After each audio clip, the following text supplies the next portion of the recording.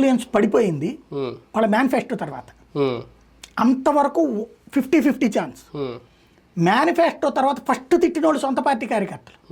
ఆయన 4,000 చెప్తుంటే ఇది 3,500, అది కూడా లాస్ట్ ఏడాది 250 అంటాడింది. ఇదేం వెర్రితనం అని. అప్పుడు పార్టీ వాళ్ళు ఏం చెప్పారు, మనం అట్లా దొంగ హామీలు ఇవ్వము, చంద్రబాబు నమ్మరు, మనల్ని నమ్ముతారని. ఇవన్నీ మీరు సొల్లిసారన్నారు వాళ్ళే. నిజమైంది కదా. ఇప్పుడు జగన్ నమ్మలా 250 పెంచుతానంటే ఇప్పుడు ఈ 4,000 పెంచేస్తాడు కదా వెంటనే. కానీ పెన్షన్లు తీసేస్తున్నాడు, మనుషులు తగ్గించేస్తున్నాడు. అదే సందర్భంలో ఇప్పుడు జగన్కి సంబంధించినటువంటి కాన్సెప్ట్ ఏమైపోయింది, ముందే ఇచ్చేసేటప్పుడు రొటీన్ అయిపోయింది. ఇప్పుడు మీకు రాదు మీకు రాదు మీకు రాదు అని మీరు ఫీల్ అయ్యాక మీకు వచ్చింది అనుకోండి, హ్యాపీనే కదా.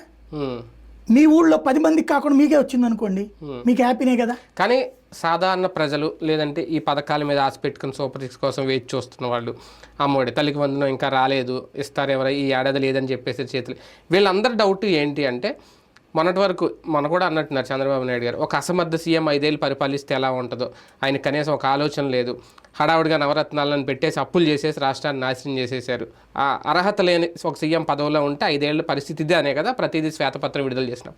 కానీ ఆయన ఎంత సీనియారిటీ ఉండి ఎంత విజన్ ఉండి ఈ మోయలేని భారం ఈ పథకాలు ఇస్తానని సూపర్ 6 కానీ ఇంకో పథకం చెప్పడం అంటే, ఇక్కడ ఈయన విజన్ తప్పిందా, ఈయనకి తెలియదా, ఎందుకు ఇవ్వలేనప్పుడు ఇంత భారీగా మేదేసుకోవడం పథకాలు? ఇప్పుడు ఇద్దరు జవాబుదారీ అండి ఇక్కడ, చంద్రబాబు పవన్ కళ్యాణ్. బీజేపీ ఆ మేనిఫెస్టో ముట్టుకోలేదు. అవును, అది ప్లస్ తప్పుకున్నారు. వీళ్ళిద్దరే ఇచ్చింది.